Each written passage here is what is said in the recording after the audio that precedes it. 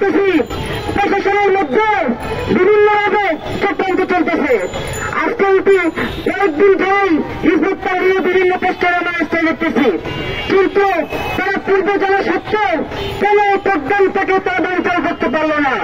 আমরা দেখেছি কি সেই বাইতুল মোকাররমে যখন মিছিল বের হয় তারা শুধুমাত্র আপনার যাদেরকে গ্রেফতার করা দরকার তাদেরকে গ্রেফতার না করে তারা একটা রিস্কাওয়ালাকে গ্রেফতার করলো।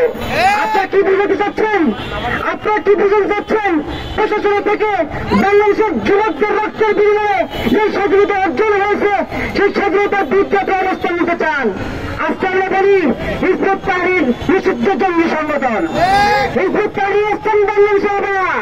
আমি মুসলিম হিসেবে কারোতে বিশ্বাসী, তবে হিজবুত তাহরিরের কারোতে বিশ্বাসী নয়। আমরা বললাম বাংলাদেশে কোনোভাবে জঙ্গিদের স্থান হবে না। আমরা স্কুল, কলেজ, ইউনিভার্সিটি, মাদ্রাসা সহ সকল ঐক্যবদ্ধ হয়েছি। বাংলাদেশ গণতান্ত্রিক ছাত্র সংসদ আমরা ঐক্যবদ্ধ। স্বাধীনতার পরে আমরা একে অপর হাতে হাত রেখেছি বাংলাদেশের মানুষকে একটি সুন্দর সুশৃঙ্খল রাষ্ট্র গঠনের জন্য। আমি সারা দেশের সমস্ত শিক্ষার্থীদের বলবো বাংলাদেশ গণতান্ত্রিক ছাত্র সংসদ আপনারা আসুন। এই ছাত্র সংসদ বাংলাদেশের স্বাধীনতা অক্ষুণ্ণ রাখার একটা সংগঠন। আমরা একে অপরের হাতে হাত রেখে আমরা ঐক্যবদ্ধ হয়েছি আগামীতে বাংলাদেশের মানুষকে একটি সুন্দর রাষ্ট্র উপহার দেওয়ার জন্য। সকলকে ধন্যবাদ।